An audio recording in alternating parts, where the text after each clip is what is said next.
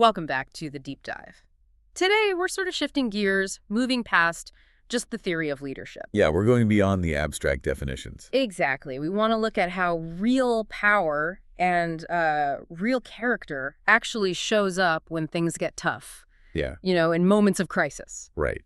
Because it's one thing to talk about principles, leadership styles, whatever, over coffee.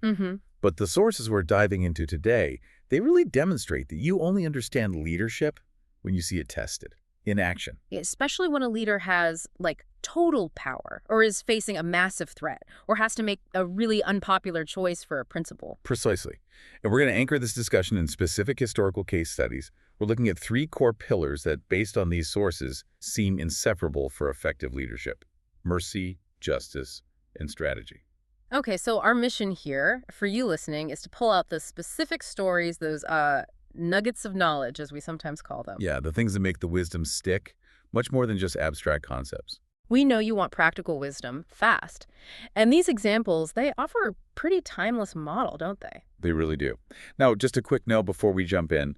Our sources focus heavily on the leadership of Prophet Muhammad, so you'll hear us use the honorific he. Which means peace and blessings of God be upon him. Right. And also RA, may God be pleased with him, for his companions. These are standard in scholarship, just showing respect for the figures we're discussing. Got it. So mercy, justice, strategy, not separate things. That's what's so compelling in the source material. They're presented as completely integrated. You can't really pick and choose. What do you mean? Well, think about it. If you have justice, but zero mercy, that can easily become tyranny, right? Okay, yeah. Harsh. Or if you have strategy, but you ditch justice to get there, that's just opportunism, and it undermines everything eventually. Leads to chaos or rebellion. So they have to work together, reinforce each other. Exactly. The whole structure depends on all 3 being present and balanced. All right, let's unpack this. Pillar 1, mercy. And you mentioned a key example. Fath Makkah, the conquest of Mecca. It's hard to think of a more dramatic test of mercy, especially given the political stakes. Okay, set the scene for us. Why was this moment so pivotal? Well, context is everything here. This wasn't just some random victory. This was the culmination of years, decades really, of struggle. This is the leader returning to the city he was forced out of. Forced out, yes. Yeah. He and his followers faced intense persecution there. Boycotts that led to starvation, violence. Many lost family, property, everything. They were refugees, essentially. And now he's returning. Not as a refugee. Not at all. He enters Makkah as the undisputed leader. Politically, militarily, completely dominant. He holds absolute power over the very people, the thousands of them, who had spent years trying to wipe him and his community out. Okay, so the power dynamic has completely flipped. Completely. And in that time, in that culture, what does victory usually mean? Retribution. Settling scores. Taking spoils. Making an example. Exactly. That was the expectation. Seize property, enslave enemies, maybe execute the ringleaders. A show of force to solidify control. That's what everyone, inside and outside Makkah, was probably anticipating. So this is the moment where absolute power could easily corrupt, or at least lead to justifiable revenge, from their perspective. Right. The sources really convey this tension. You can imagine the fear among the Meccans, and maybe even, a sense of righteous anticipation among some followers who had suffered so much. Understandable. Absolutely. And this is where the action happens, the moment that defines this event. Standing at the Kaaba, the focal point of the city, he has everyone gathered. The moment of judgment. Everyone thinks so. But instead of lists of punishments or demands for surrender, he addresses the Quraysh elite, the very architects of the persecution. And he says, What does he say? Go, you are free. Just like that. Just like that. A general amnesty. No conditions, no exceptions mentioned in that core declaration. It just cuts the cycle of vengeance instantly. Wow. That's hard to fathom, honestly.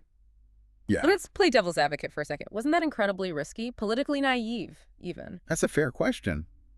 I mean, you forgive people who tried to kill you, who fought you for years. What stops them from just regrouping and trying again? Where's the deterrent?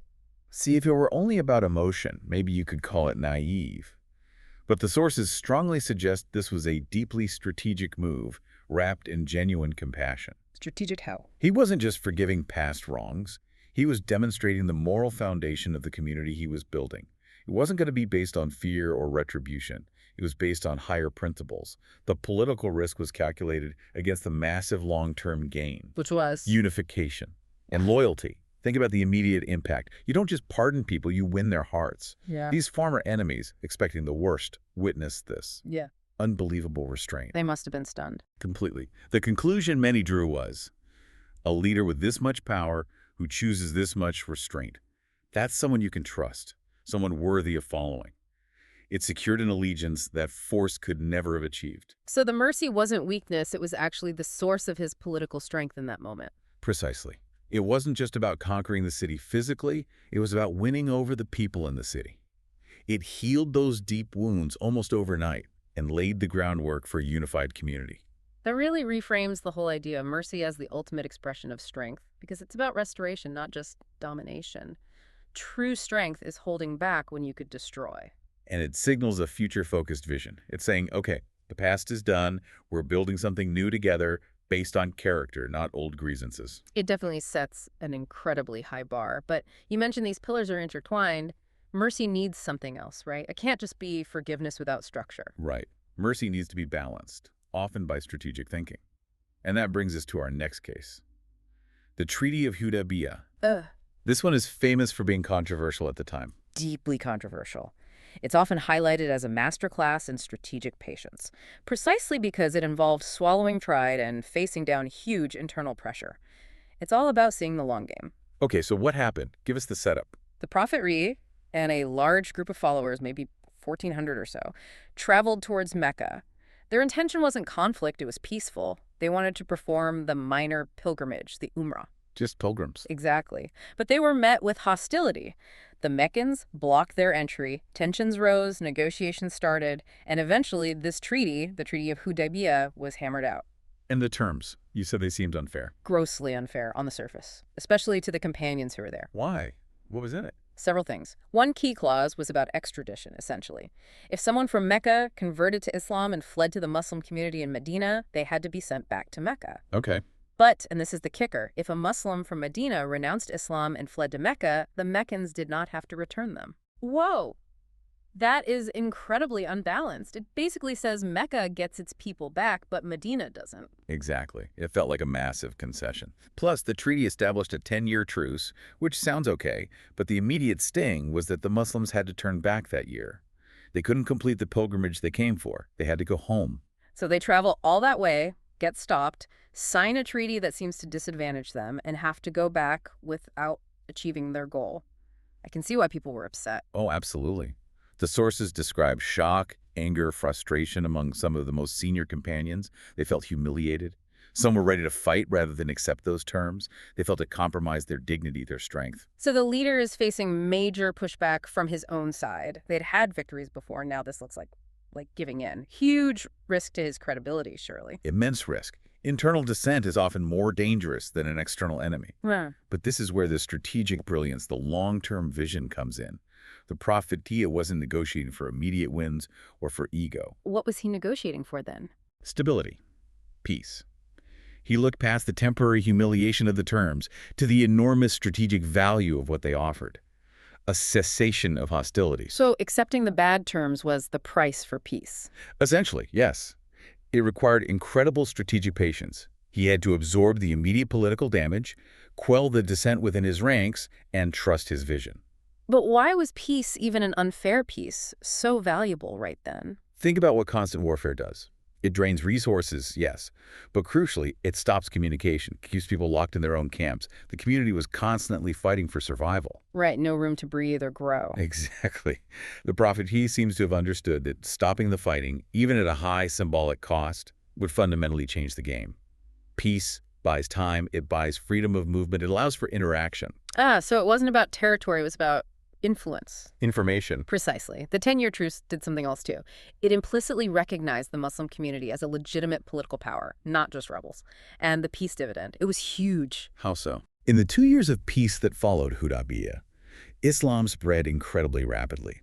People could travel safely between Mecca and Medina. They could talk, trade, debate. They saw the community up close without the filter of war propaganda. And the numbers reflected that. Dramatically. More people converted in those 2 years of peace than in all the previous years of conflict combined. The strategic loss at Hudaybiyyah turned into a massive long-term win. So the lesson is, Sometimes you accept a tough compromise today to secure a much bigger victory tomorrow. That's it, exactly. It's about balancing your values, like the desire for pilgrimage or the appearance of strength, with a clear-eyed, long-term strategic objective. Peace enabled growth that fighting never could have. Prioritizing the mission over the ego, even if it looks bad in the short term. It's a powerful lesson in leadership. Being willing to take the heat today for a better tomorrow, understanding that sometimes stability itself is your most powerful weapon. That resonates hugely today, doesn't it? In business, politics, accepting a less than perfect deal now might unlock future potential. Absolutely. Yeah. True victory isn't always immediate domination. Sometimes it's just creating the space to grow. Okay, so we have mercy, grounded in strength, and strategy, focused on the long game, even if it requires patience. But what keeps these in check? What stops mercy from becoming weakness or strategy from becoming purely opportunistic? That has to be the third pillar. Justice, universal justice. Because if justice isn't applied equally to everyone, well, it's not really justice, is it? No, it becomes a tool. Precisely. And this next case study hits that right on the head. It's about impartiality, especially when it gets uncomfortable, when it challenges power structures. All right, what's the story? The sources detail an incident where a woman from a very prominent tribe, the Quraysh, the same tribe Prophet Oak himself belonged to, mind you, was caught committing theft. Okay, so someone from the elite, the establishment, breaks the law. Exactly. And what typically happens in, well, almost any society when that occurs? Connections kick in. People try to smooth it over, get a lighter sentence, maybe make it go away, especially if the family is powerful. That's exactly what happened. The woman's family and the broader elite were alarmed, not just for her, but for the family's reputation, the tribe's standing. So they started maneuvering. Wow. They approached someone they thought could influence the Prophet Eid, a man named Usama ibn Zayd, who was very dear to the Prophet, like a grandson almost. Yeah. They asked him to intercede, to basically ask for clemency or a pardon for this woman because of her status. Putting Usama in a really tough spot. A very tough spot. But the attempt itself was a direct challenge to the legal system being established. How so? If the law could be bent for this powerful family through personal connections, then the whole principle of equality before the law would collapse. It would signal that the old ways where status trumped justice were still in effect. It would completely undermine the Prophet's authority as a just leader. So the pressure was on. Appease the powerful elite, keep the peace within the tribes, avoid making waves, or uphold the law, no matter who it hurt. That was the choice. The immediate political comfort versus the long-term integrity of the justice system. This is where leadership gets tested, most severely perhaps. What was the response? It was immediate, public, and absolutely uncompromising. The sources say the Prophet's expression changed. He was visibly angered by the request for intercession. He stood up and addressed the people. And delivered that famous line. Yes, he said, "Verily, the nations before you were destroyed because they inflicted the legal punishments on the poor and forgave the rich." He directly calls out the double standard. Wow. And then he delivers the knockout blow to any idea of favoritism. By God, even if Fatima, daughter of Muhammad E, were to steal, I would cut her hand. Goodness, naming his own daughter Fatima, who was incredibly beloved, that takes it to another level entirely. It's arguably the most powerful statement possible on judicial impartiality. He's saying this law applies to everyone, no exceptions. Not for the powerful, not for the connected, not even for my own family. He used the person closest to him to make the point unforgettable. The political cost of not saying that might have been high, but the moral authority gained by saying it must have been immense. It stripped away any excuse for bias. Completely. It established the principle. The law is sovereign. Not the ruler, not the ruler's friends, not the ruler's family. Justice requires universality, even when it's personally painful or politically inconvenient. And that universality, that trust that the system is fair for everyone, that's the bedrock of a stable society, isn't it? Absolutely. People's allegiance shifts from tribes or personalities to the law itself. Yeah. If they believe it's applied fairly. This keeps the justice pillar strong, providing the essential moral framework for both mercy and strategy. Okay, that's internal justice. What about when facing external threats? You mentioned another case study that ties things together. Yes, the Battle of Khandaq, or the Battle of the Trench. This one is fascinating because it really synthesizes strategy, justice through consultation, and innovation under extreme pressure. Khandaq means trench, right? So trench warfare. Exactly. And the context was incredibly dangerous. Existential, really. A massive coalition of enemy tribes, maybe 10,000 strong, marched on Medina. 10,000. How big was the defending force? Much, much smaller. Maybe 3,000 defenders, including women and children within the city. A conventional open field battle would have been suicide, annihilation. So they needed something completely different, a game changer. They did. And the established Arab military tactics of the time, usually involving cavalry charges, quick raids, individual duels, were useless against such overwhelming numbers. They needed a defensive innovation. And that innovation was the trench. Yes, digging a huge, deep, wide trench around the vulnerable northern perimeter of Medina. Why was that so effective against this particular enemy coalition? Their main strength, especially the Quraysh contingent, was their cavalry. Fast, mobile, shock attacks. A trench completely negates that advantage. Horses can't jump it. Infantry get bottlenecked to trying to cross it under fire. It turns a swift assault into a slow, grinding siege. Buys time, frustrates the enemy. Exactly. Yeah. But digging it was a monumental task. It required immense coordination, shared labor, belief in the plan, day and night, in difficult conditions. Okay, but where did the idea come from? Was trench warfare common in Arabia? Not at all. That's the key point. The sources are clear. The idea came from Salman al-Farisi, Salman the Persian. Ah, so someone not from the core Arab tribes of Mecca or Medina. Correct. He was from Persia, where digging defensive trenches was a known, though perhaps not common, military tactic from their conflicts with, say, the Byzantines. He suggested it during the consultation phase. Consultation phase, so this wasn't just imposed. The Prophet convened a council seeking ideas, and this is crucial. When Salman, an outsider in terms of lineage, proposed this radical foreign idea, it was listened to, evaluated, and adopted. That speaks volumes about the leadership style, doesn't it? It really does. It shows incredible flexibility, a willingness to embrace good ideas, effective strategies, no matter where they come from.